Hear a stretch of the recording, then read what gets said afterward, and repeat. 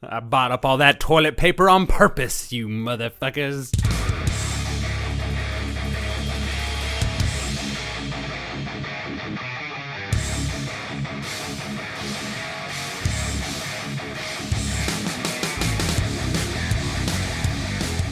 Welcome to SuperHouse, the Batman podcast you deserve and the one you need right now during quarantine. This is Ben, the man who knows too much about Batman. And I'm Andrew, everybody. What's going on? I live in a world of indeed, baby. I'm that little old Wolfie Cruz. Welcome to my brain, our brain. And social distancing does not stop the bat tutelage over at SuperHouse because it's even brought us a special guest. Please welcome to the podcast, artist Dustin Lee Massey. Hello, thank you. Yeah. Hell yeah, brother. You know too much about Batman. I draw Batman too often. It's perfect. We can't perfect To great compliments. effect. I Yes. believe this is the beginning of a beautiful relationship.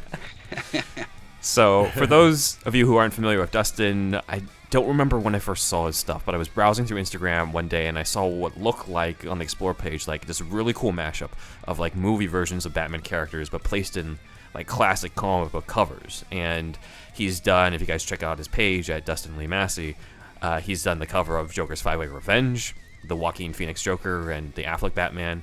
He did that famous like 70s cover with like it's all the Batman villains gather around the coffin and they claim that they killed Batman, but he like mixed in like the Riddler and Penguin from Gotham, the Cillian Murphy Scarecrow, the Jesse Eisenberg Lex Luthor, the Joaquin Joker, and most recently I first started talking to him when he did the Death in the Family, but mixed in all the different live action Jokers in there. Yeah. So Yeah.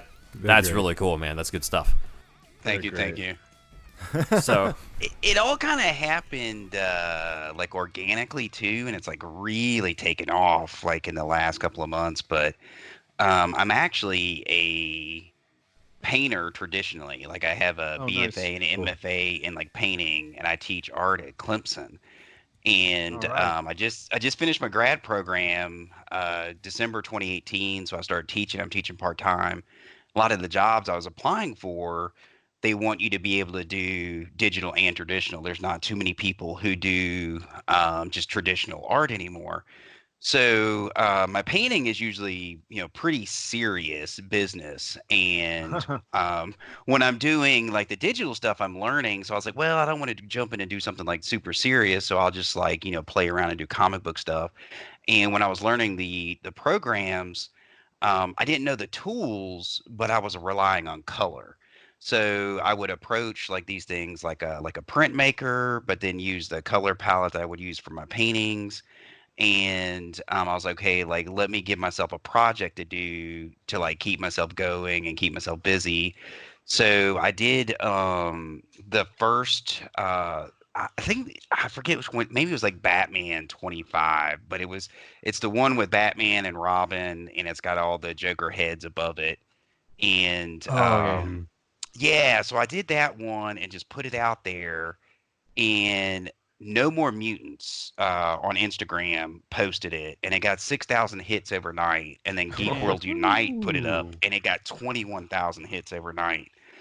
And then all of a sudden, like my page starts blowing up.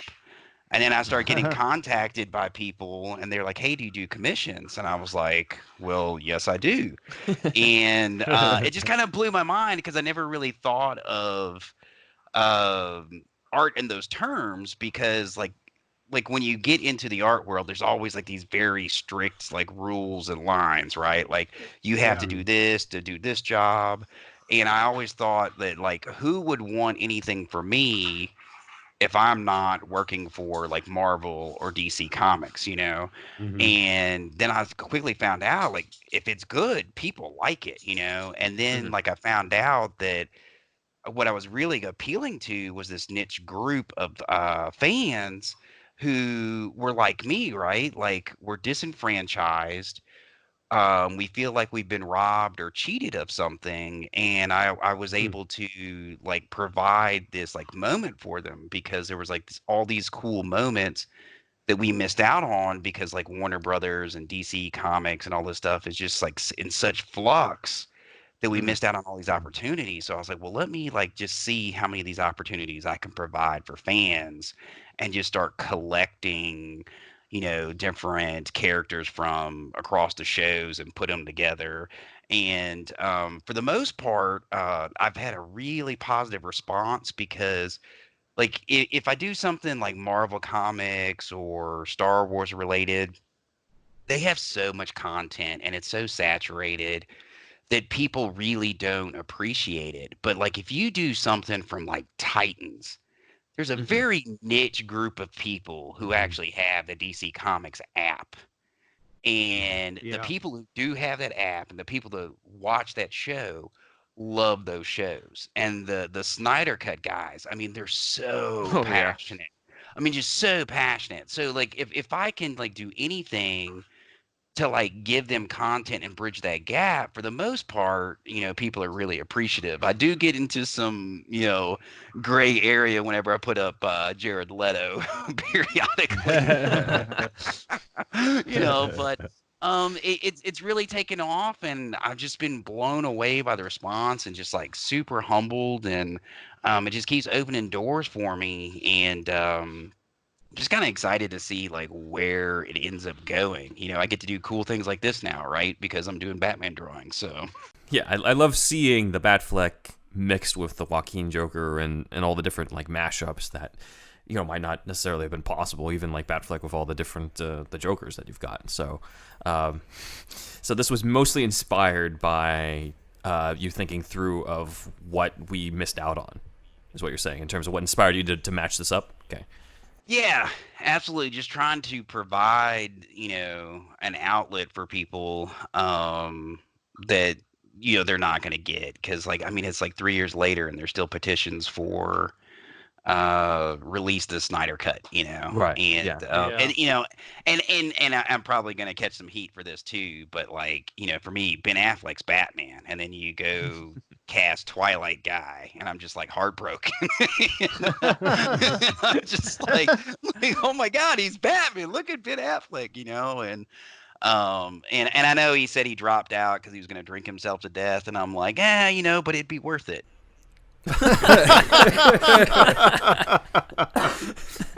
That's true. He is Batman. I mean, not only Give it your that, all, Affleck. not only that, like anything that he writes and directs himself is just amazing. And the thought that like he would have written and directed a Batman movie, even if he didn't star in it, it would have been phenomenal. I mean, you just look at like the things he's won Oscars for, and if he's doing his stuff, it's great. If he works for somebody else, we may get Geely or whatever. But when he does his Right. own stuff, he's fantastic. There's a lot of comic book content on your page that's it's mostly Batman, right? But you have a little bit of Marvel stuff in there, like Punisher and things like that. But it seems to be mostly Batman. So is like what first got you into Batman? Was it the comics, the animated series, movies, or? So I'll just be out, in the open. I'm like 43 years old, and yeah, man, and Exposed. yeah, like I mean, not Batman. I mean, and this is gonna sound silly, but like as a kid, I loved Batman, and I even remember I grew up in Louisville one time, and I was with my mother and my brother, and we're young, like super young, like maybe like 4 years old, and we're driving somewhere, and the car breaks down, and it's like in the middle of winter, and it's cold, and she's freaking out. And I remember like, don't worry, Mom, Batman's gonna save us, And she was like mad at me, but I like thoroughly believed it, and just from a young age, like Batman, like, and I'm totally convinced, I say this all the time, any male who is between like 30 and 40 and they're an artist, I thoroughly believe they became an artist because when they were a kid they want to learn how to draw Batman better. Like Batman is the root of like most artists, right? And For sure. I'm not even lying. And so Batman was always my childhood favorite. Now, when I got into comics, I was a huge Marvel guy, and I've always been a Marvel guy. And you mentioned Punisher, and the Punisher series on Netflix was just amazing. Yeah. And watching season 2, knowing it was ending, it was like painful. I felt like I was losing my best friend. Like you connected with that character like so much, like in that second season. And I love doing that stuff. And some of the stuff I've done recently are commissions. So like there's other Punisher fans and they've contacted me and they've asked me to do the Punisher commission. So I always ask people's permission, like, hey, can I post your stuff? And they're like, yeah. So whenever I do a commission, I'll put that up there. But most of the time when I'm doing my own stuff, I work within the DC world because one, I love Batman, and then two, I just feel like that group is underrepresented, and everything else is like super saturated. And if you wanted to go find that content, it's out there, but the other content's a little harder to find. And once again, like it's passionate base and opens up doors. I can't say who it is yet. I can't reveal until April, Ooh. but I have been Oh shit. contacted. I was contacted by an actor from either a DC movie or a TV show, and I have completed a commission for them, but I cannot post it until Nice. April. Okay. Oh, All right. Yeah. you heard it here, So folks. yeah. So Oh. I'm definitely like, in that wheelhouse. And then the Joker movie too was fantastic, like the recent one. I know it's very divisive, but I absolutely loved it. And when I sit down and I want to draw, like that's just what comes out. So Mhm. um yeah, man. I love other things, but that's usually where like the wheelhouse I'm trying to stay at. And even trying to do like series, like I just did the Death in the Family, and I Mhm. collect comic book covers all the time because I have the DC Universe app, and I'm looking at a lot of like Flashpoint stuff as well. Because I know that's another one that people are upset about because that movie just hasn't happened, and it keeps Yeah. getting pushed Right. back. Yeah, totally. So Yeah, that cover's great of the Thomas Wayne Batman that you mocked up there. And your art style is very distinct. Are there artists either in comic books or maybe even like you're saying trained in the fine arts that you've kind of used as influences for this particular style? you know, um, here's the thing, right? Like, I collect a lot of comics when I was a kid, and then kind of like got away from it, and have come back recently. And when I was young, I didn't really know much about art, and now that I have these degrees, and I go back and I look at it, like I realize that most of the people that I thought I liked when I was younger actually weren't good at all. Like Rob Liefeld. Anyway, just wanted to take a jab at Rob Liefeld there for a second. Continue.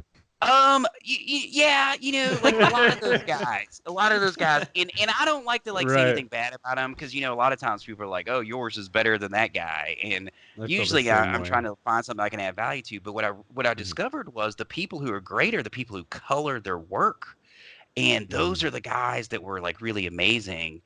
So like really, what I try to focus on is one, like when I do digital work, like I approach it like a printmaker. And if you're not familiar with like printmaking, there's like an Mm. old traditional art style where like basically you would do a drawing, and let's say this drawing has 7 colors in it. So you would carve a wood block, and each block would be an individual color, and then you would like print those blocks on top of each other and layer those colors up, and it would make the image. Mhm. So, Yeah. like, I literally, like, if you look at my stuff, it's a lot of like shapes, and I'm Mhm. constantly Totally. looking for these shapes, carving out colors. And then the other thing that I really focus on is, and I've gotten into some arguments with some people on Instagram about this, is it's called atmospheric perspective, and Yeah. the whole thing is actually trying to create space through color. Mhm. And one of the things that I never ever do is use black. Like if, and that's like a huge no in comic books, right? Like everybody uses black. But if you use Mhm. black, it flattens something. And That's I interesting. always, Yeah.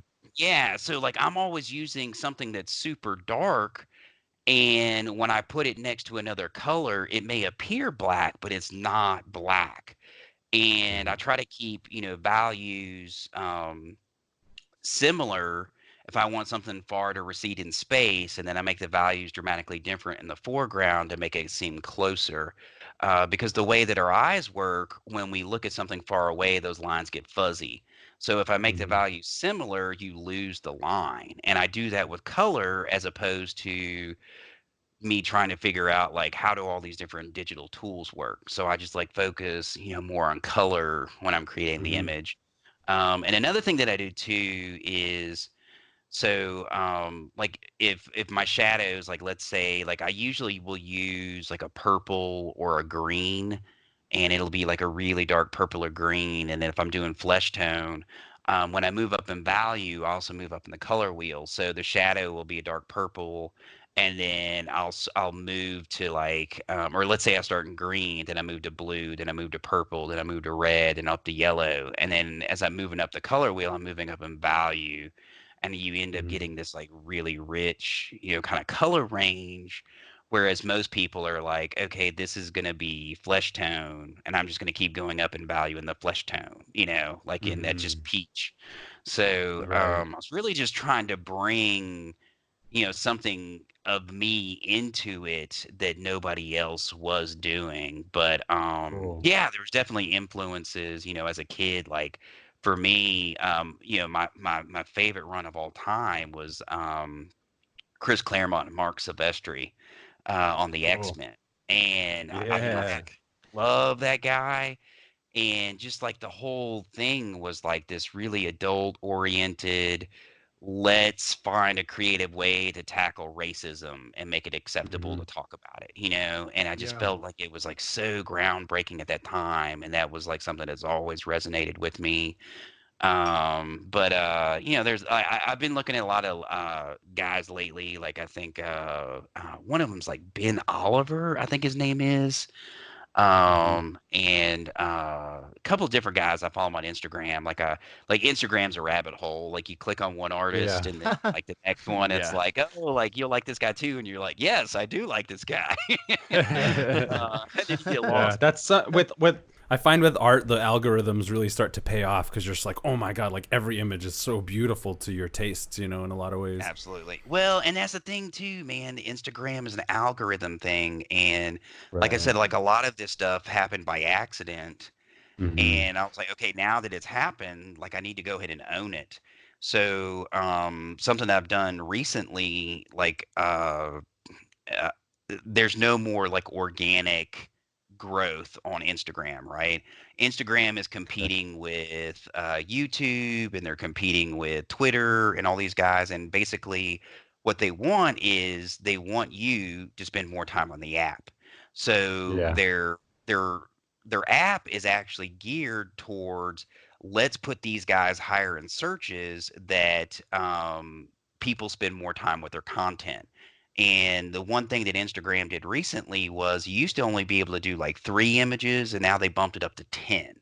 Mhm. Yeah. And usually you up swipe, right? But then if you get to like the guy with 10, then you swipe right. And every time you swipe, that's an engagement, and they're spending more time with you. So then in turn, Instagram puts you up farther in the search, Whoa. because people are spending time with you. And a lot of my recent work, I'm constantly taking snapshots of progress pics. And then I'm Mhm. adding like word bubbles and kind of telling people what I'm doing. And it's my way of just trying to get people to like engage with the post. So I pop up higher in the algorithm, and it's really been paying off, because I'm averaging right now about 1,000 followers a month. Wow. Nice.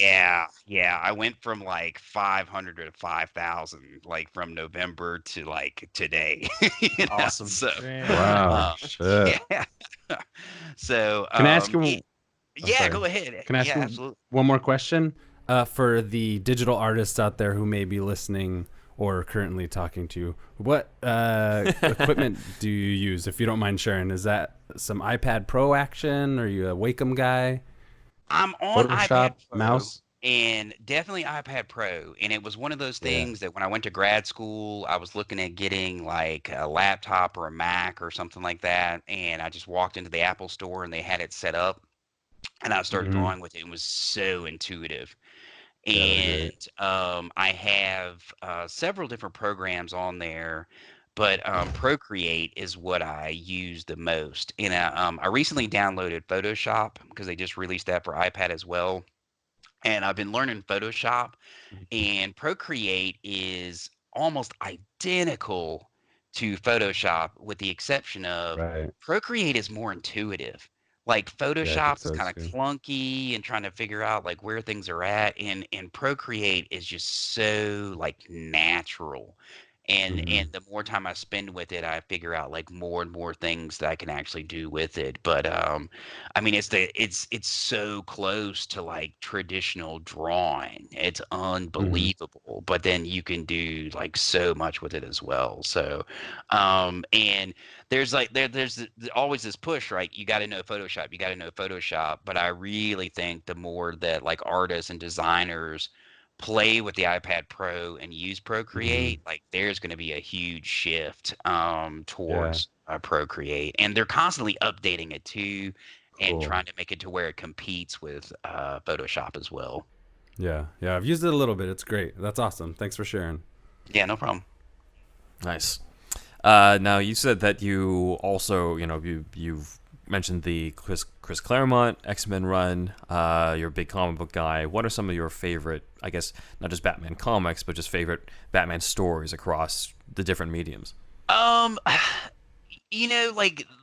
like Batman in general, like wasn't one that like I followed as much when I got into comics. It was really more the Marvel stuff, and it wasn't recently. It's just been recently that I've actually kind of come back and started picking up a lot of the DC stuff. And the thing that like blew my mind was the DC Universe app. Like I got it Oh as yeah. soon as they rolled it out, and the number one comic book was Batman #1, and I was just like mind blown that like kids today, like they get the app and you have access to Batman #1. And like as a kid, me growing up, like if you had Batman #1, like you had to be like a millionaire, like that was the thing. And now Mm. everybody's got access to it. So like, surprisingly, I've actually like started from the beginning, and like started reading a lot of those, and collecting the covers, because like for me, like I mentioned earlier, somebody was talking about Rob Liefeld, and there's so many like Batman covers out there. People say like, "Oh, do this for me," or "Do that," and I try to avoid it because some of them are so good. I feel like I can't add value to that. And I've been, really spending a lot of time with the original run and looking at all those, because I'm like, oh, that's something that if I like put my spin on it, I can definitely add value to. So I definitely have been looking more at like just from the beginning, like going forward. And then I actually, when you guys mentioned the call, I read the Contagion Oh, series sweet. today. Nice. He came prepared. I was like, it was hard because they're not grouped together. Yeah, I know, right? Yeah, you have to search for that shit. Yeah, I had to search all of them, and so it was kind of difficult. But and I know the one thing that I'm kind of interested in, that like been talking about for years, and it hasn't like come to pass, is the whole three Jokers, right? Like Yeah. there's going to be Well, the storyline with three Jokers, right? Like let's bring it on. Let's have that happen. yeah, I'm still curious what who they're going to be and what the if this is something that's going to like completely blow the lid off of what we know of Joker, or if this is something that is going to actually like be something that changes. Yeah, if it's actually going to change the character forever.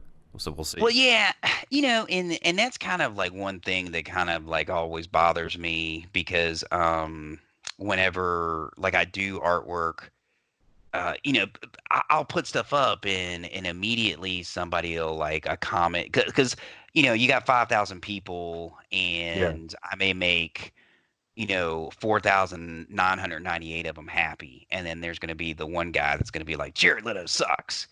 And and like to me, they all have some sort of value, And then you have fans that get on there and they post on my page and they're like, well, this totally isn't like the Joker at all.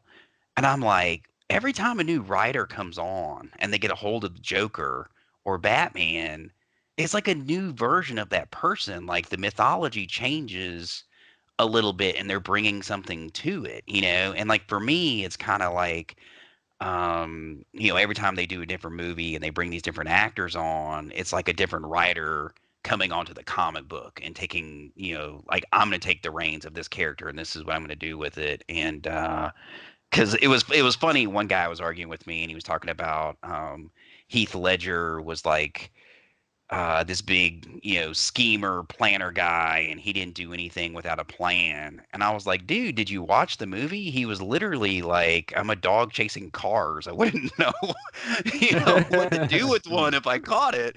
And he was like, oh yeah, but he was doing that to trick him, and he really had this larger plan. And I was like, no, like the whole movie was like he just wants to watch the world burn, and he had all the money and he burned it, and like literally has no plan. And it's as crazy as it may sound, and um, I don't know like how much heat this will give me, but like Joker's No. like the Bible. Joker's like the Bible. Like people read it and they interpret it how they want to.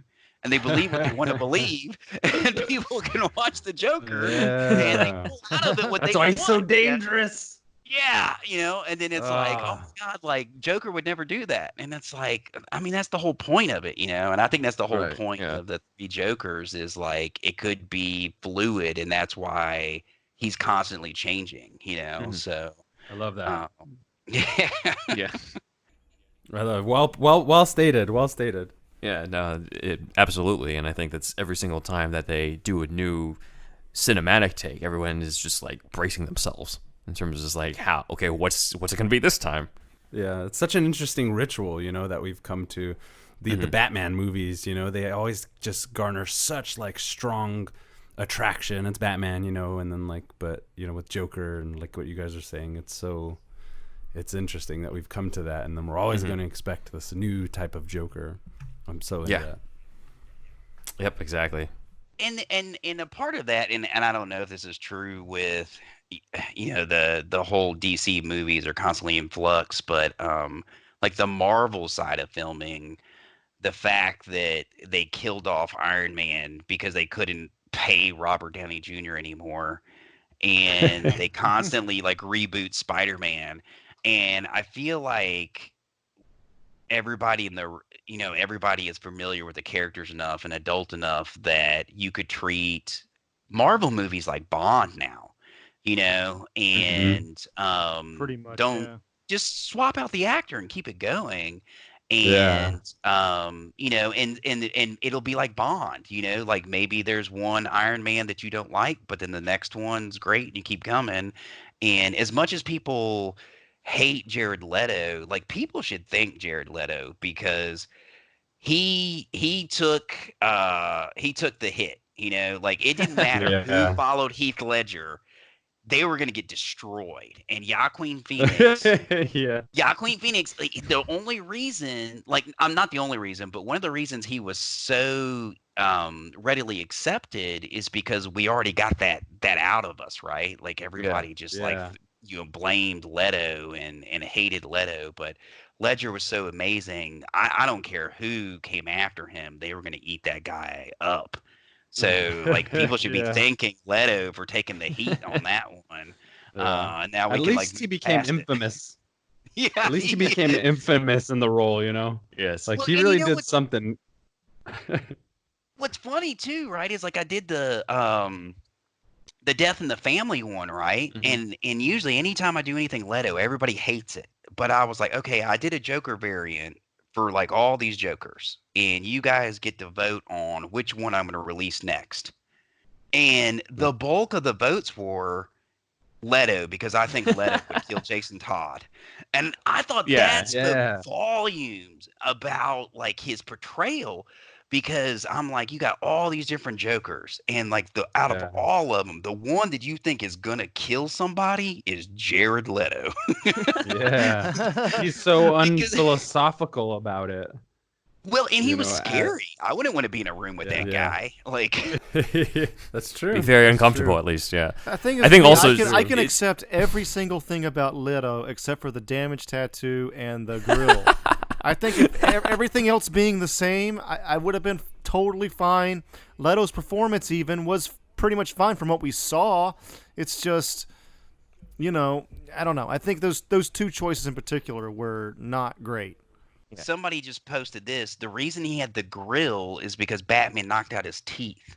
That Yeah, was that's a what, fan uh, rumor. Right. No, well, that's actually what David Ayer, the director, said. Like, this is the explanation for it. That's how he posited that would happen, and I But think also- that actually led. Yeah, go ahead. Yeah, like it's kind of like people are saying it's like a J.K. Rowling thing, where she said that Dumbledore was gay after the whole series was. It's like it's not actually in the movie, Oh, right. so it's like Yeah. people They kind of debate whether or not they it went out counts. of their way to get the Joker to have a grill. You know what I mean? Like it's Yeah, It's definitely a choice that they wanted. The director and Leto really wanted this. So I don't know, man. I Yeah. mean, It's too bad. It's too bad. It could have Yeah, been better. My dream was that they were going to finally reveal that he wasn't actually Joker at all, and it was Jason Todd. Right. And that there was going to be another Joker reveal that was even scarier. Now that would have Yeah. been like unbelievable if they had Oh, pulled that William off. Dafoe. Yeah, that would have been fucking fantastic. And and like what we're saying with the grills and everything, like Batman being pushed to the point that he's beating up his former Robin to the point he's knocking his teeth out or some shit. Mm-hmm. Like it's like this movie that we'll never get. Exactly to the point of your art, it's like the imagination runs wild with what could have been. So that's awesome that your take Absolutely. on this is very palpable, Yeah, absolutely. Well, Dustin, it sounded like you were prepared to talk about Contagion since you you read all of it. So let's see. So I've read it. Dustin has read it. Wolfie has read 2 issues of it. Andrew, you have not read it. I am the least prepared person here. Please So, forgive me. I will learn with the audience. All right. After the break, then Dustin will join us in I guess this is potentially the first time we've had a guest join us in the deep dive. We're doing a deep dive into the storyline Batman Contagion, written in 1996, yet still somehow relevant to today. Stay tuned. Hey everybody, it's Andrew. I just wanted to tell you about our friend Israel's retro gaming shop, RetroCo. If you go to retro-ko.com, you'll be able to see all of his retro gaming goodies. If you wanted to get that Sega Saturn hidden gem from back in the day, or if you wanted to get the Famicom disk system that you never got as a kid, or any other type of retro game that you were into, or import game, please go to retroco.com. That's retro-ko.com. And if you use the SuperHouse code Johnson's Ballsack, you'll be able to get a little bit of a discount at checkout. So please, once again, if you could just go to retroco.com. You can also go to facebook.com/retroco with no hyphen. That's RETROKO. You'll be able to find him on Facebook as well. If you were looking for that PlayStation import game that you never got, if you were looking for that Mega Drive game that you never got, or any other kind of retro game, any import game, it could even be European, Israel also curates bundles at RetroCo, and he'll curate that bundle just for you. So please, go check him out. If you put in the code Johnson's Ballsack at checkout, you'll receive a SuperHouse discount. And we're back. So, Batman Contagion is obviously somewhat relevant right now, given what everyone's going through. But Somewhat. You're talking about relevant. a fucking understatement of the somewhat relevant. that's my style. I'm understatement. But there's something. There's something in the, and this was written. This is 1996, by the way. This is many years before the 2011 Steven Soderbergh movie everybody's been watching, Contagion. This was written way before that, and I guess it's now popular again because there's something in the culture about wanting to see something that's like, it's like your experience or similar to your experience, even if that experience is bad. And so I think people want to yeah. see it as like what to expect. That's what I that take away too, from yeah. that. You know what I mean? or relating to it, or seeing like maybe it's worse, but like somehow you'll get through it if you see characters pull through it. But I thought, and I, to be honest, I even forgot that this was an arc at one point until I forgot it was. It was something came to me where I'm just like, oh yeah, because at first I thought No Man's Land, but then I was like, no wait, there was actually literally a virus before No Man's Land. So I looked it up and I was like, okay, and like Dustin, I also read it along DC Universe. So I had not read this until actually this stuff was happening myself. Along here, but it was an arc that happened from March to April in 1996. The writers were, a lot of it was Chuck Dixon, but it also included Alan Grant, Doug Mensch, Dennis O'Neil, Garth Ennis, Christopher Priest, and then a lot of the artists on there. I won't be able to name all of them, but many of them were Jim Aparo, Staz Johnson, Kelly Jones, Graham Nolan, Dave Taylor, Mike Wieringo, Jim Balint, Dick Giordano, and Tommy Lee Edwards. And this was kind of the first of the disaster movie arcs that they kind of threw at Batman, I guess because they just broke his back. So they were just like, after Nightfall, let's throw him something else. So Gotham, this was the first time that Gotham was facing an enemy that Batman couldn't actually punch. He couldn't even see this. So when I was a kid and I first heard about like No Man's Land and these types of arcs, I was just like, it's not the same as watching him beat the shit out of Joker. But then now that I'm older, I kind of like it a lot more. I'm thinking that, it's Batman facing his own existential crisis because it's like, what do I do? I wasn't prepared for this. I'm supposed to fight crime. I'm not supposed to fight like epidemics or pandemics or anything like that. And it sort of forces a lot of the characters to act differently from how you'd usually see them because they're in like a new situation. And it also shows Batman's resilience during a time where he might be feeling like he's obsolete or might be feeling like he can't do anything. He still has to try. He still has to do something to help save his city. So, as we've mentioned before, as Dustin mentioned, like this arc is so under the radar. DC Universe hasn't even compiled the collection yet as a story on there. Wow. You'd think it would behoove them to do that, You would think so. So Behoove them. the trade paperback hasn't been out in a while, but the cover of it says "There is no cure" on the bottom, which is pretty overly Maybe dramatic. they shouldn't be behooved after all. Oh, let's put that one under the radar on that one. So, but it's only on the trade paperback. It's not on the individual issue covers. But I read through the story. Dustin did as well. So usually with these, Dustin, I kind of bring up a lot of stuff, but feel free to chime in with your own opinions or chime in with any details that you liked or noticed at any point, just like these guys. So this is kind of, we're away from the interview. Yeah, we're away from the interview portion, so don't worry about like waiting for any cues from us on this. But before we get to Contagion, I have to sort of explain one character a bit, and that is Azrael. So Azrael is he's created by the Order of Saint Dumas, and they're kind of like an insane version of the church. And this one character named John Paul Valley becomes Azrael. He's kind of born into it. His father was Azrael before him, and he's kind of programmed since birth with something called the system. And just in general, he's trained to be a killer for the church, is what this is. And yes, Batman before Nightfall meets him, feels like he's got some promise and decides to help him out, even though he knows that he's got this programming within him, but he knows that maybe he can help turn this kid away from that programming and turn him into a worthwhile vigilante. Then he gets his back broken by Bane, and for whatever reason, he bypasses Dick Grayson and says, the perfect guy to take on the cowl? The programmed killer from the Vatican that I took in. So he lets John Paul Valley be Batman. Too much morphine, Bruce. Until he was killed, yeah. So John Paul Valley is now Batman until Bruce Wayne can heal, or maybe forever. And John Paul eventually succumbs to the system and, surprise, surprise, kills somebody. Now, obviously, he doesn't kill a Joker. He has to kill somebody who's like on a C-lister because we can't kill off any of the main Batman villains. So he kills off Abattoir. And yeah, nobody's heard of this guy except for Abattoir. The fact that Isn't that like a vase? Killed. Isn't that like a part of a railing? I don't know. But whatever it is, I only know that term because he's like, oh yeah, he's the guy that John Paul Valley died in the comics. He kills off Caulk Gun. Yeah, he kills somebody. Z-list enemy of the Bat. So Bruce was like, "Oh my god!" Cock-knocker. Bruce is like, "He killed Avatar. I must come back to reclaim the mantle." So he trains himself to reclaim it, and he has this whole fight with Jean-Paul Valley. And Jean-Paul goes back to being Azrael after being humbled by Bruce and recognizes that Bruce is the real Batman. I think that it cannot be left unsaid that Azrael has such a badass design. I fucking That is love true. that design. It's fucking great. I is want more cool. Azrael in my life all the time. The Azrael Batman. Did Kazada design Azrael? That's a good question. I don't know who off the top of my head. Are we think that talking may about be the? true.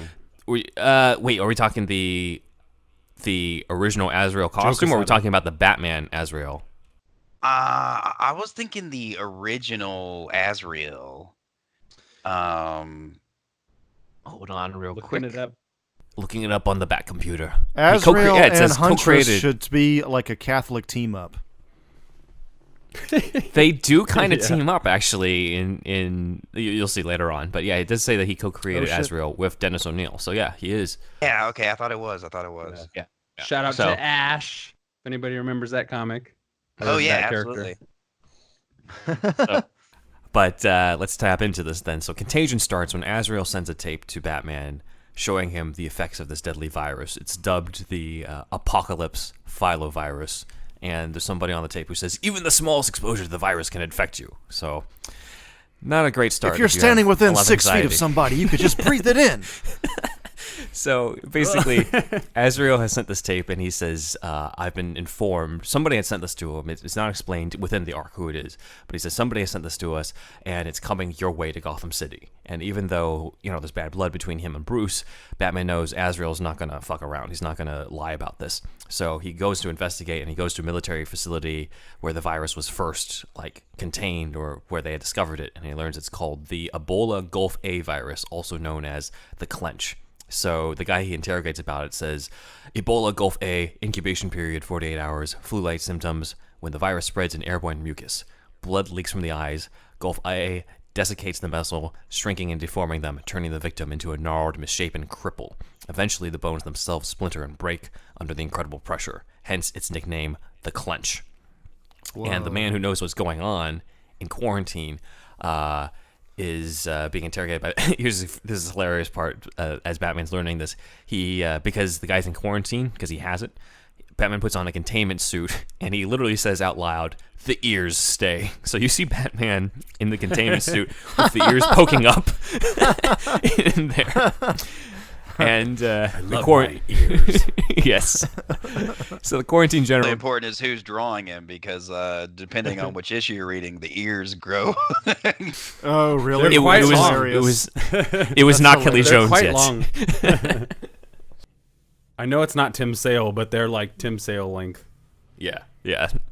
So, the quarantine general gives him the information. He says, quote, "There is no cure. Your only choice will be to find the survivor. Somehow, I do not think I will fit that bill." And he turns around and you see the blood already pouring from his eyes, and you know that he's already fucked.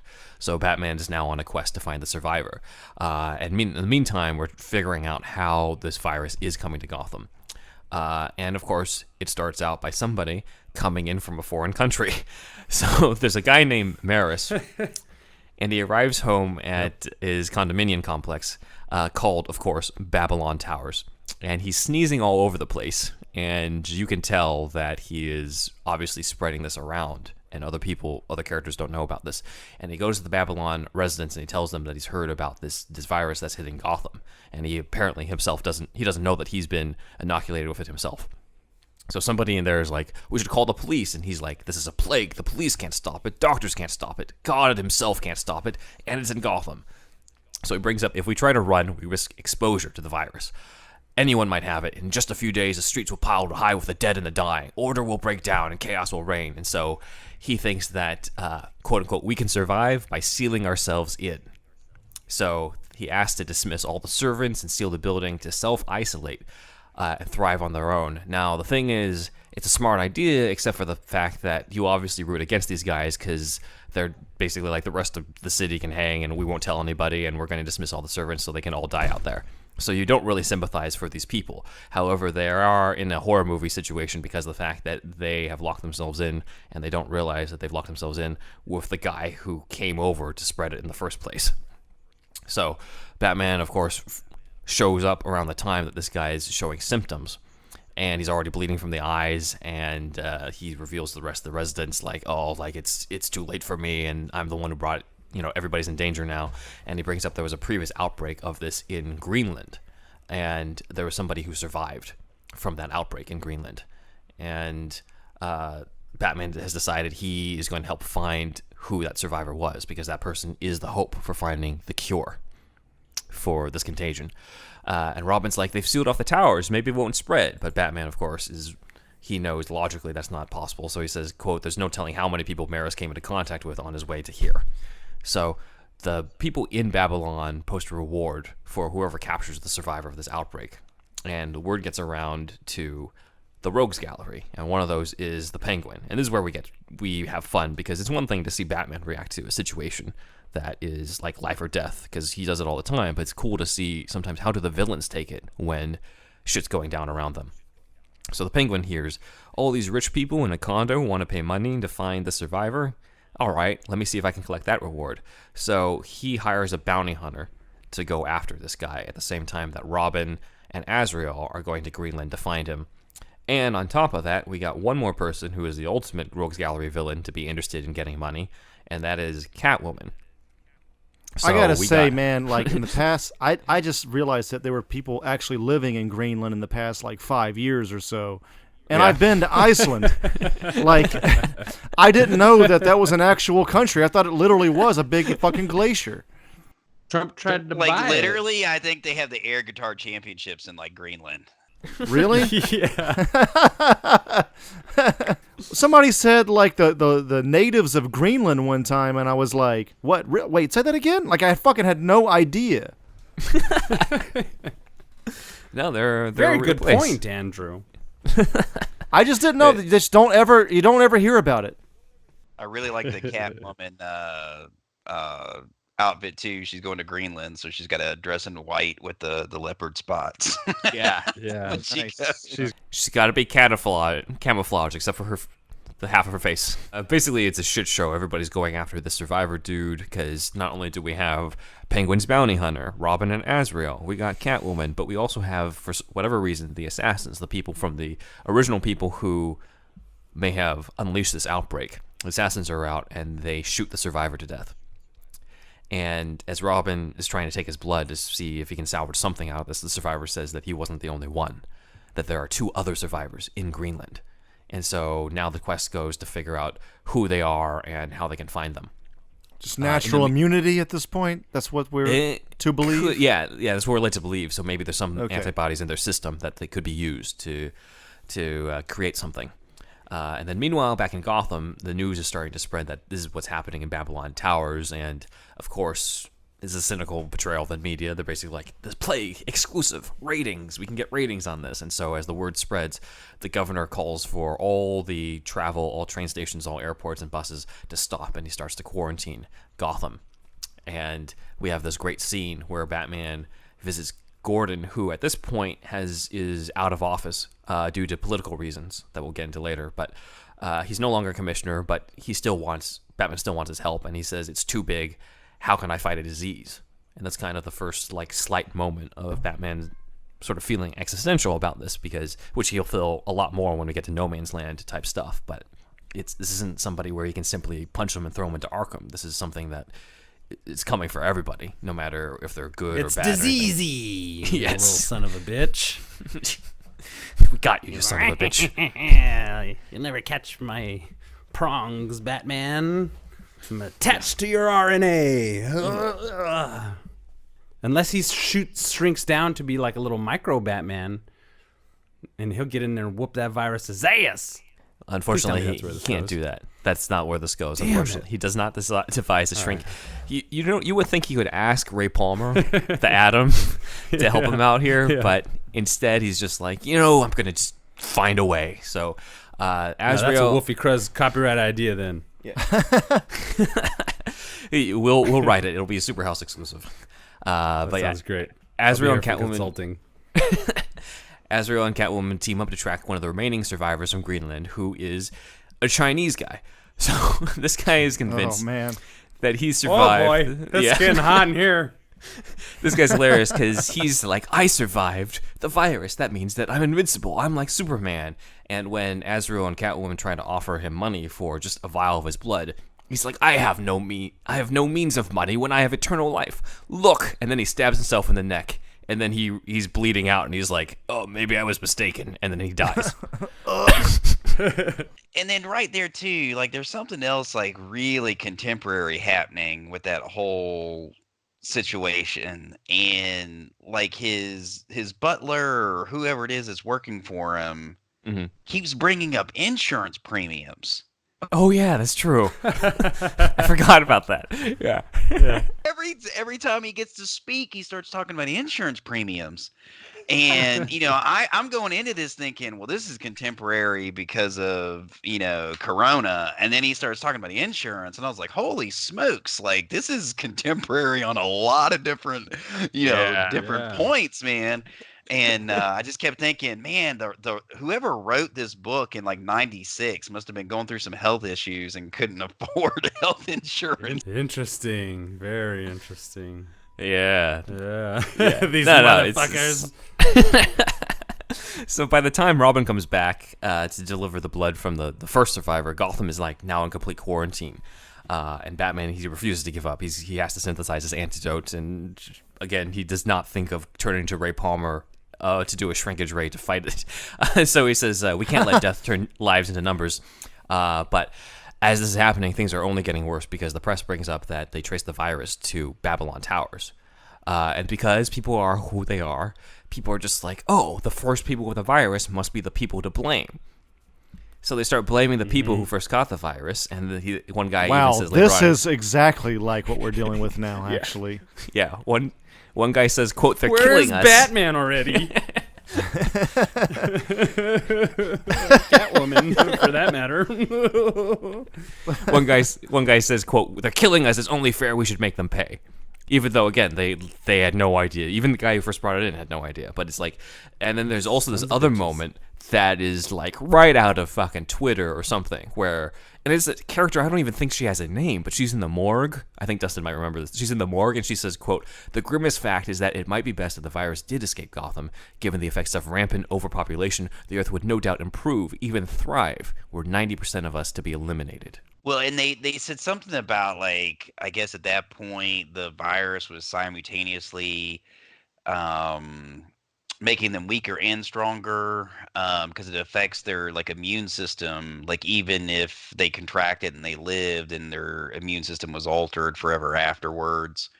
And they were like, even if, like, everybody died off, then this weak 10% would inherit this new world and they would be, like, better off. It was pretty, it was pretty crazy moment, right? Like, there's definitely some doomsdayers out there who are like, let it rip. Yeah, it's God's plan. It's a natural selection.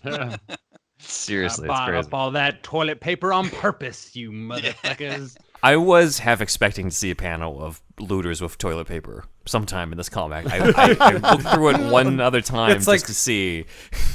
In like a prophetic kind of way, you're just like, holy shit. This book is the Bible now. Batman's coming, guys. Come on.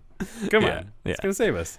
So Batman has now devised an antidote, but the thing is he can't fully go into Babylon Towers without being fully exposed. So he does go to someone who would have immunity, somebody who has immunity to every single poison out there, and that's Poison Ivy. So Batman is in such a desperate enough situation that he has to put trust into a Rogues Gallery villain. So she goes there instead, but obviously she doesn't do what Batman told her to do. Instead, she tries to bid for the vaccine so that other people can like pay for it or give her what she wants out of that. And she winds up in Babylon, and we've got this sort of weird sequence where everyone is like partying for like the end of the world party. There's references to, it's kind of a takeoff on the Edgar Allan Poe story, The Mask of the Red Death, when there was like a party in the castle where there was like a plague outside, only to find out that there was a plague inside, type of thing. So somebody is definitely trying to reference a lot of classic literature in this. But anyway, Poison Ivy tries to use the vaccine on the people who she rewards, only to find that it doesn't work. So Batman goes in, finds out from Poison Ivy it's not working. He and Gordon end up taking her down and escaping together. And there's some great moments here too where they look at each other and they're kind of like, this could be the end of the world. This could be the end of this entire journey. And Gordon kind of has this heartfelt moment where he's just like, the one thing I don't regret is fighting this war with you, to Batman. Because again, this is something that's bigger than any of them, and despite them for years probably thinking that it would be the Joker or Penguin or Two-Face or any of those guys to take him down, it could potentially be this disease. So I really like the character moment for myself on that. It was nice to see that shade in light of all the different somewhat prophetic other instances of humanity being shown here. But outside of the towers, there's a bunch of rioters who, again, as I said, like they blame the rich, they blame the people in there for spreading the disease, and they think that if they kill them or burn down the tower, then they'll get rid of it. And Nightwing brings up how they shouldn't even be out. He says, quote, when an unknown number of virus carriers are no longer contained, it's very bad news. And Robin says, exactly. By holding up at the towers, they've gone into voluntary quarantine, and it's a quarantine we've got to enforce. Sound familiar? Voluntary quarantine. Yes. Oh Tom my Hanks God. and Rita, what's her name? Wilson? Got sick from this at first. Yeah, all the people that are getting sick, all these actors and whatnot, Yes. locked up in their ivory towers and whatnot. So they Sorry, go... I'm compelled. Is this a flu? This is a flu-like thing, ultimately, right? It's Yeah. Just seriously, like it is. just like coronavirus. Yeah, though it is much worse. Like it's pretty much fatal if you get it in the Higher comic than storyline. 2%. It turns you into for a sure. Quasimodo. Yeah, it does turn you into Quasimodo actually. What? But it does. I told you it's called the clench. Oh yeah, that's right. Yeah. It turns... Yeah. That's what it, that's I'm what it feeling the sounds clinch like. right now. Dear. It's a good one, Dustin. But yeah, they try to go to quell down the rioters to be like, why are you even out? Like, the disease is going to spread. And the rioters say, quote, if we're going to all die anyway, why not have fun as long as life lasts? Which is probably what all those fucking, like, spring breakers are saying now. All those people you see on the news being like, we don't care that there's a quarantine. We're out because we've been waiting on spring break. A bunch of idiots. Hatchoo. Yeah, seriously. So Robin gets into... Yeah, exactly. Yep. Yeah, one of the rioters spits into Tim Drake's face, and Oh, Tim shit. beats the shit out of the guy. But as you might be able to tell, Robin ends up getting out of commission and starts bleeding from the eyes. And so Nightwing Oh, brings shit. him over to the Batcave so that Alfred can take care of him. So that's a whole other thing that they got to deal with. That's and my then- little Timmy. Yep. Don't hurt my Timmy. I thought you were the smartest one. Unfortunately, no. But I mean, we had to have had somebody get sick from this. We had to have Somebody's somebody gotta who was in die. there. So why not be the youngest one? So Robin is out of commission. Nightwing is out there. Andrew's favorite bird of prey is out there. The Huntress, she's out there trying to fight out. That is true. There is a short subplot involving the mayor of Gotham. His name is Kroll. Funny enough, it's a funny name, but Mayor Kroll, he's a politician with a big ego, and he's in an election year, and he just recently lost. And so he feels slighted by the fact that the city voted against him, so he decides to take it out on the rest of the city. He's appointed like a bunch of incompetent people. There's an incompetent commissioner who's replaced Gordon. And when he hears about this virus originally, he really doesn't do enough to combat it until the governor calls him up and is like, what the hell were you thinking trying to cover up this plague? And the governor has already sent in the National Guard to help contain it and declare martial law in this. Based off of the mayor's incompetence. And so the mayor himself ends up finding that he's been infected with it at the same time. And of course they try to, it never really gets that released publicly, but I'm sure they try to make it seem as if he was not. But anyway, the entire city has been shut down, and Oracle, Barbara Gordon, is looking at this from her computer, and she's like, I've never been so happy to be a cyber shut-in. There are like way too many posts of people like, oh well, I work from home anyway. Okay, man, yeah, maybe you do. Not a lot of people do as well. Yeah. People And are even getting if you fucked from this. Yeah, even if you do work from home, like, you're not used to, like, oh yeah, you also can't go out to like Yeah, these places exactly. or that places, or can't even show up to your friends if you're in a case of like San Francisco. So Just don't rub your cool stay-at-home job in our fucking face, all right, man? Preach it. What if you're cool and unemployed?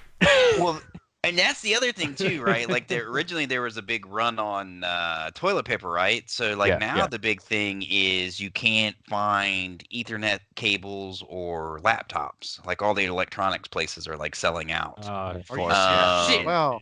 Yeah, because like for me, like I teach Clemson and a couple other like local colleges, and they're trying to find out like, well, who has the equipment to teach from home and who doesn't, and they're literally like buying up laptops and setting up a time where they can come pick up laptops to like work from home. So, it's crazy to me because it's like the economy, like the stock market is just like tanking, but then you have like this panic buying and like this mass buying, and I'm like, people are spending money like never before. You know? Some markets will like surge, but then there's others that are gonna really take a huge hit. Like obviously airlines, gyms, even the restaurant industry to a certain degree. Anyway, that's a whole other topic. Let's Right. Yeah. let's try to stay positive. Is that you, Batman? Is that you looming on the horizon there?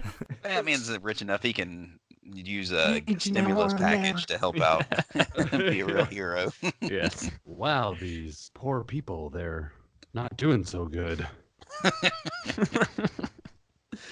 Well, here's where we sort of dive away from the similar parallels and go purely into fiction, because now we find Catwoman goes to a different country, finds the last remaining survivor, brings her over to Gotham, only to find that all the rich people who could potentially pay for it are dead because of the riots. So, and by the time that she's arrived with the survivor, Batman shows up and he says it's not going to work. The cure can't come from any of the survivors. They already have the immunity in their system, but it can't be duplicated. So it's like, now what? Here's where shit gets weird, and this is why I talk so much about Azrael in the beginning. Azrael reconvenes with his friends, and on TV, they show the microscope of like what the clench looks like under the microscope. And he's like, that looks familiar. And he realizes this comes from the crazy church people. It comes from the Order of Saint Dumas. And we cut That's to cool. like the monks who are there, and apparently he had said, quote, when the hour was propitious, the order would cleanse the earth of sinners and ensure that only the righteous would survive. So, Azrael has now figured this out, and they're looking at the ancient Dumas text. Azrael's, I'm not sure who she is. Her name is Lily. I'm not that well versed in Azrael. I'm not the man who knows too much about Azrael, clearly. But she's able to deduce the formula, and they create an antidote, and then Azrael delivers it. It cures Gotham, and it cures Tim Drake, and that's the end. So this story has been From the same order too, because Yeah. It was written in a certain text, and like she could read it, and there was like very few people who could read it, and that's why they were able to simulate the antidote. Yeah, but this is this ending has been critiqued, I've seen, in terms of being somewhat anticlimactic on it. Also extremely unlikely to be duplicated in real life, to find the formula for this in ancient text. But this is apparently All right, not Google search over. Never mind. But yeah. this is but this story arc has been collected. So if you want to read this for yourself, we can tell you the actual issues so that you don't have to hint around like Dustin and I had to do. So it's Batman Shadow of the Bat number 48, Detective Comics 695, Robin 27, Catwoman 31. Now you have to make sure that's the 90s Catwoman, not the 2000s New 52 or any of the Rebirth stuff. Azrael 15, Batman 529, Shadow of the Bat 49, Detective Comics 696, The Batman Chronicles number 4, Catwoman number 32, Azrael number 16, and finally, Robin 28. So those are all the ones. But maybe this was because of the anticlimactic ending, or maybe it's because they had other plans, but this was actually not the only time that Batman had to deal with the clench. Because apparently this virus gets the attention of a certain eco-terrorist. He had a bad burrito. Yeah. With a bad burrito, no. It gets the attention of a certain eco-terrorist with a vast organization. Who Ocean then Master? decides yes, Ocean Master, exactly. It's the top Batman villain, Ocean Master. Dude, I want to see Batman vs. Ocean Master now. Him versus Patrick Wilson, that'd actually be interesting. That'd be fucking awesome. he decides he's going to use this, and he teams up with the man who had previously broke Batman. So the next story that tackles this, which we'll save for another episode, is Bane of the Demon, and that's the arc that connected Bane to Talia and Ra's al Ghul that then inspired parts of The Dark Knight Rises. And Azrael? What about Azrael? Bane and Azrael have scenes together? That sounds pretty awesome. I don't know if Bane has scenes with Azrael in Bane of the Demon, because I need to reread it, but he definitely has scenes with him in Nightfall or Night Quest, because that's when John Paul donned the suit, and it was John Paul who defeated Bane. It wasn't actually Bruce Wayne until much later when he had to fight Bane. So Azrael seems like such a product of the 90s, and I love it. yes. You know? Yeah. Oh my God, it's so good. And there's like, I don't know if it was DLC, but there was Azrael in one of the Arkham games, and he was trying to be like, what do you call it? Like a apprentice under Batman or some shit like that. I can't The remember. last one. It was the last game that came out. Yeah, Arkham Knight. Yeah. Mhm. I think they used the Michael Lane version of Azrael, because there's more than one. Okay. But John Paul was the first one. Michael Lane took over later. Azrael was actually Azrael. The only adaptation we've seen of Azrael in live action was very different, but it was in Gotham. Actually, Nice. They resurrected one of the villains, and Hugo Strange put him in the Azrael outfit. And there's a scene where young Bruce Wayne sees Azrael escaping from the cops and him with a long cape and everything, and it's kind of implied that will inspire his future persona. So Nice. that's kind of cool. Also, Gotham Season 3 dealt with, lo and behold, a virus ravaging around the city. Now, it was very different. It was a virus that caused people to go psychotic, so it was almost like a supervillain creator type of thing. Like Michael Chiklis was the Gotham captain in the police department, and he gets infected with it, and he turns into a villain because of it. So it's very sci-fi, very comic booky, but the aftermath, it's important because the aftermath of this is what leads the 16 or 17-year-old Bruce Wayne to become a vigilante. Oh, wow. So it does play a big part of his evolution into it. So that's kind of the closest we've gotten in terms of an adaptation of this. Let's get a final summation here as to what is similar in Contagion to now. Like, let's list off some bullet points. So, how do you guys feel about that? Like, let's fire away. Sure. So you have, like, Sure. people talking about being shut-ins already. It's a Right. flu-like virus. It comes from a foreign country. What else am I missing here? People blaming the original carriers of the disease and thinking that if they Yes. attack them, that then that'll solve things when it won't. Okay. The apparent mishandling by the bureaucratic forces at work. Oh, my God, yeah. Yeah, pretty much. We missing anything else? put It's it already lightly. pretty close. It's pretty damn close. It's pretty close. There's no instance of, like, we have test kits that don't work, but, I mean, the antidote thing is kind of close in terms Gotham of that. shutting Robin down. is Not sick. working. Yep. Oh, So man. we have... And Batman's on his way. Oh, that's real. That's a real thing. So I know that I think we can also sum this up in terms of opinions. Andrew, what did you think hearing about this story arc? It's definitely cool to see how close it is to how it is now. I mean, there's, even though it was written in 96, it's almost like prophetic, but the anticlimactic part is actually, obviously it's like, a little bit of a minus, but I do like I like the fact that you have an enemy that you can't punch, and it's not even really a human at all. Well, I guess you can punch any human, but you know what I'm saying? And then, Yeah. But this obviously lends itself to being a detective story, and maybe they should have focused more on Batman in a lab and consulting with epidemiologists and the like, and maybe going that route. Maybe that would be too text heavy, too dialogue heavy, but that's just the nature of this particular Batman story. And I don't know, like Batman meets Outbreak and Gotham is shut down, and I think that maybe they could revisit this type of storyline. You know what I mean? Yeah, especially now, right? Yeah, exactly. Wolfie, what did you think?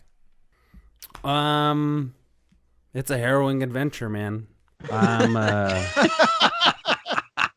Little concerned about how prophetic it is, and I'd read the rest of it potentially to find the answers to my own problems, but you already explained the whole thing, so I'm good. We just need an avenging angel to look at some ancient texts and then deliver the antidote. I love that thought it was part. quite apropos that you suggested the episode, so man, I'm here. I was hoping to find some tidbits that might be useful, but now I just really want to meet Catwoman in that white suit. So. Especially the Jim A little Balin version. confused. Yeah. Yeah. Mike Waringo, that's my guy Yes. out of this Yeah. series. Anyway. Yeah. Dustin, what'd you think after reading all this? The one thing that really jumped out at me and kind of surprised me about the whole thing was just like how super adult it was. Well, they're talking about like insurance premiums and shit. Yeah, when you said that, like that's some adult shit. Like some kid reading that in '96, I was thinking about this. They learned about insurance premiums from asking their parents right after that. Like comic books was a learning experience. Yeah, That's why it's important to read, kids. And I don't know if that's like a good thing or a bad thing because like, part of me thinks that like it was like self-indulgent and this writer just got caught up in like I have this really great idea.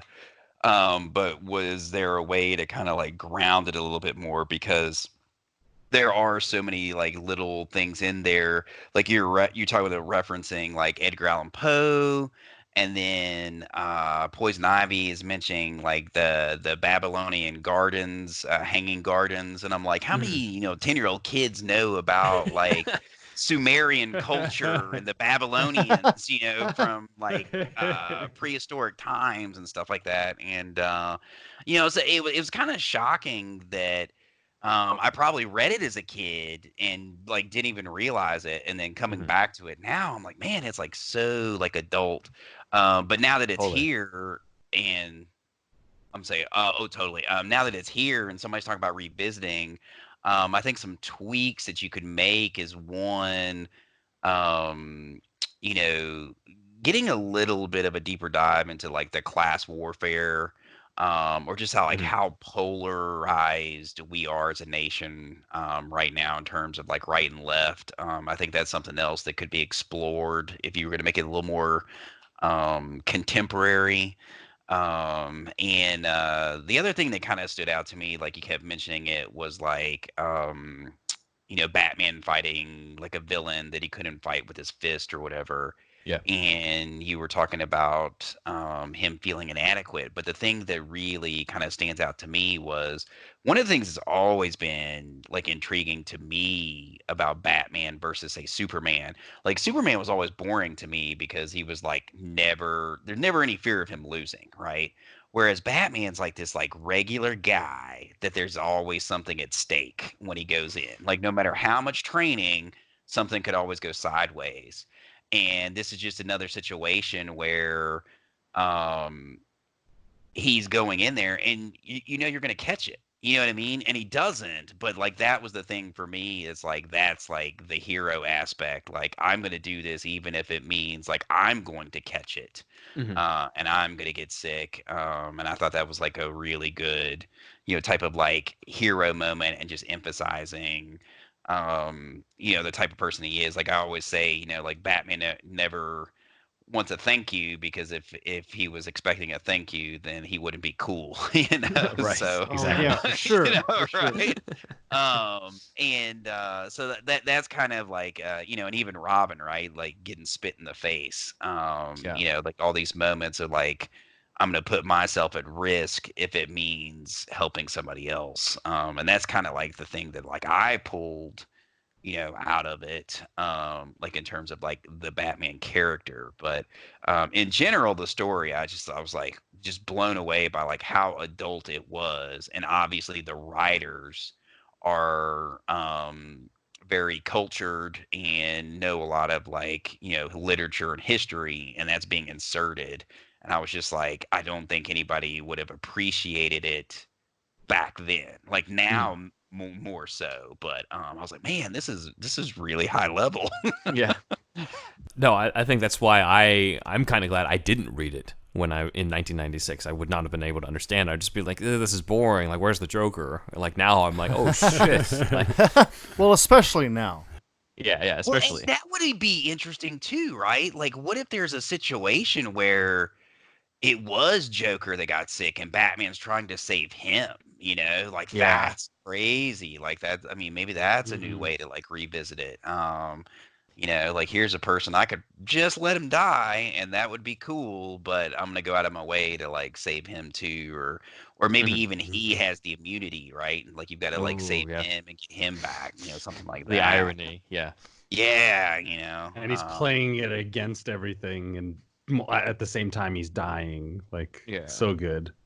Yeah, it'd be kind of like the Batman versus Dracula part, where Joker, like Batman, when Joker was a vampire, Batman sort of kept him in the Batcave, and he was just like, I'm going to cure him, even though, yeah, Yeah, that's good. That was good. I So- love that. yeah, so that was awesome. But it is a hell of a story to read now. I'm glad I read it at this time because I don't. Again, as Dustin said, I would definitely not have appreciated it at all if I had read it earlier. So. It's Now we're cool. living it. Now we're living it. Now we just need Azrael to come in. I'm Batman. 10-year-old Ben, told you I was insurance so far premiums. Fuck this shit. Throws it in the trash. I did learn about German expressionist cinema through Batman Returns because of Max damn. Schreck Oh, yeah. being named Oh, yeah. after Yeah. the actor who was Nosferatu. So there's a lot of truth to what Dustin was saying on that, or what both you and Dustin were saying on that, Andrew, where it's like some stuff you just inadvertently learn through comics or Yeah, for references to sure. those things. Well, and I'll Very drop some other here's some fine art tidbits for you there. Heath Ledger's Joker is actually based off of a painter, Francis Bacon. And the nice. I heard about paintings he that. did. Yeah, and he did these really like weird, kind of like grotesque, like abstract paintings where it's like really figurative, but then he like just like kind of like smear the face. And he always had this emphasis on like meat and flesh and like bone. Like he was always using that vocabulary.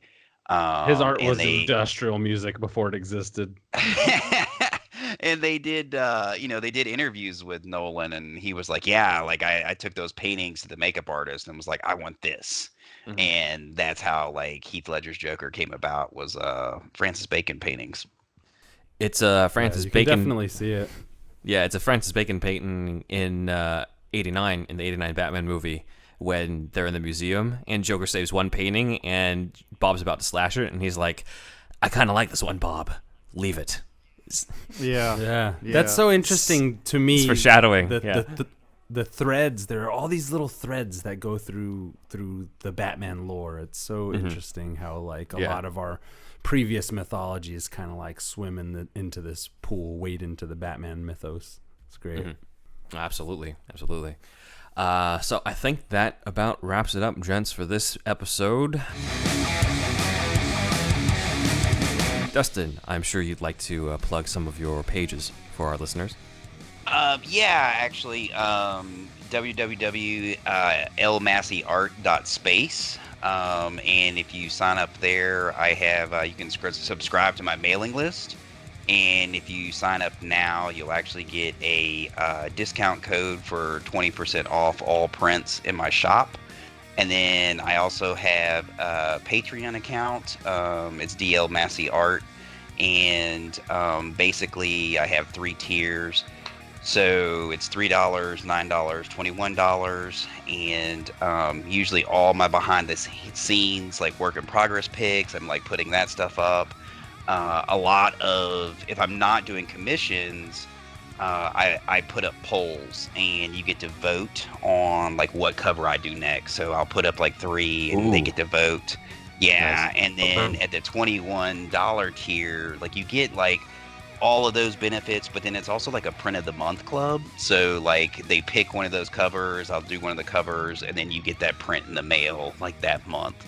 And then all of the tiers, like if you're a Patreon member, you get 20% off on commissions, which basically kind of like wipes out the Patreon fee. So like if you're paying $21 a month and you get a commission, then basically it's like you got Patreon for free that month. So Nice. Nice. so check those out. And it's a really good community too.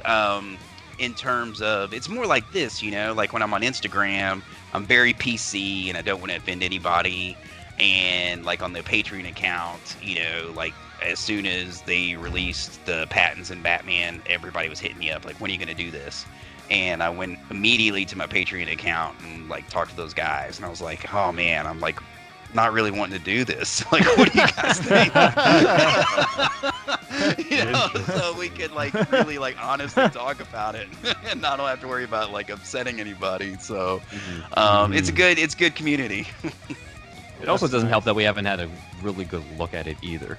Like stunt costumes, I was like,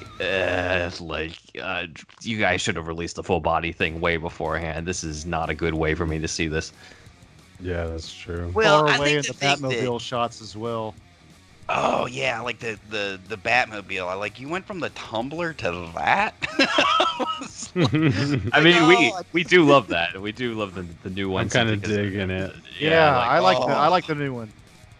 Well, and the other thing that the initial thing, and I know it's supposed to be the gun that killed his parents is like the bat symbol or whatever, That's but the the fact, theory, yeah. the theory, but the fact that it's so tiny and small, I feel is just like a metaphor for him.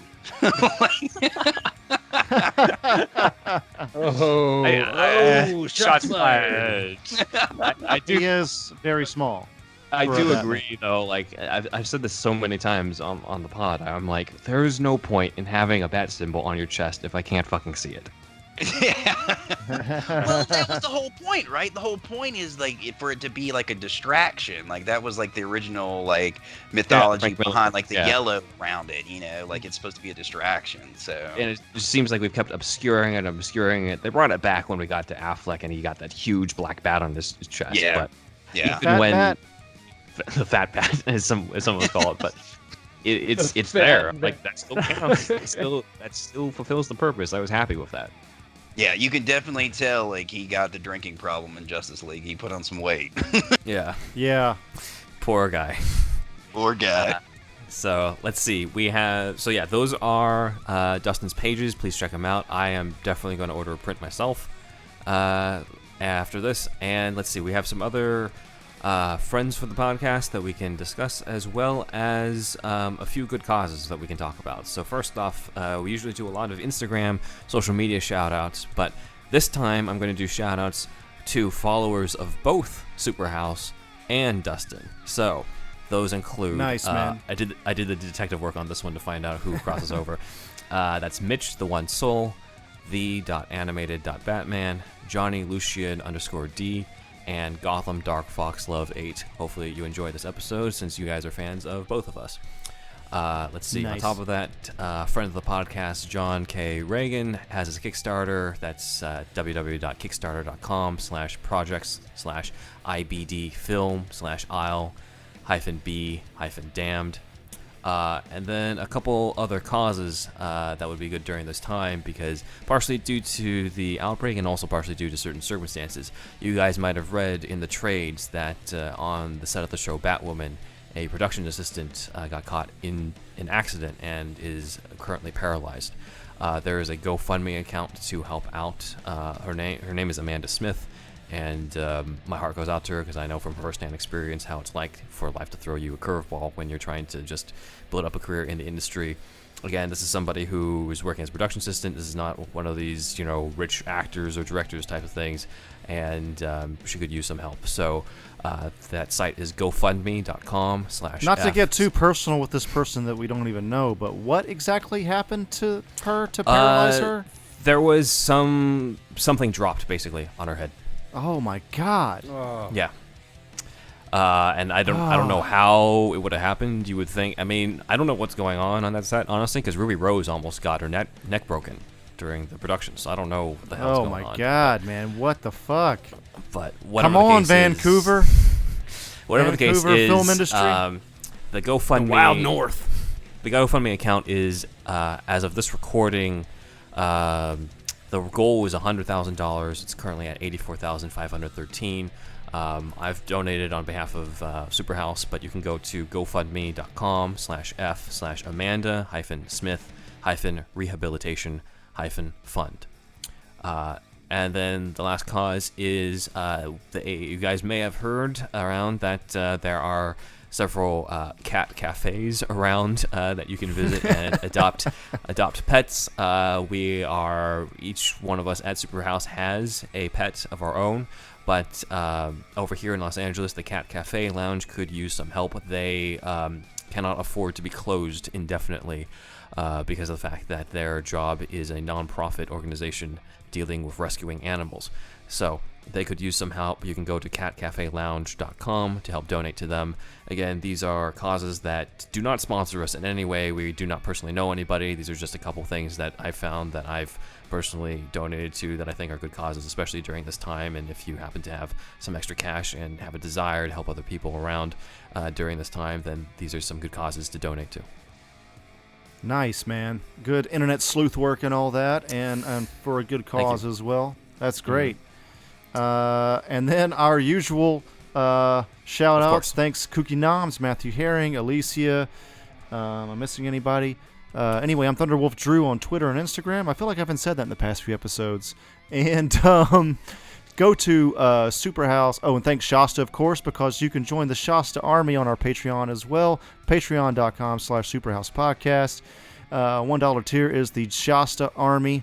And, the voice recorder thing. Please open your phone up. Open a voice recorder app. You probably already have one. And record something like SuperHouse is fucking awesome. Fucking love SuperHouse. Something like that, something non-incriminating, and then share that to to SuperHousePodcast@gmail.com. We've already had a few come in, as you can tell, in our recent episodes, and that is fucking awesome. So please be a part of SuperHouse in that way. And I think that's gonna do it for me. Anybody else, Wolfie? I'm Wolfie Cruz, CRUZZ. On Instagram. I got some photography shit there every now and again. I'll load it up. I also have a page called Sentient Meme Generator on both Facebook and Instagram. Check that out. I've been kind of bankrupt for original memes, but I tend to try and share some funny shit and good stuff to maybe make people laugh during this tough time. As well as on Facebook, I have a group called the Overly Critical Hyper-Analytical Movie Club. So join that and come talk movies with us. And that's all I got. Awesome, man. Nice. And I am Ben Juan Ryder on Instagram, and I also had the SuperHouse Instagram at SuperHousePod, as well as the SuperHouse Twitter at SuperHousePod. So please follow us on both those pages. You'll check out a whole bunch of stuff, and that about does it. So until then, same bat time, same bat channel.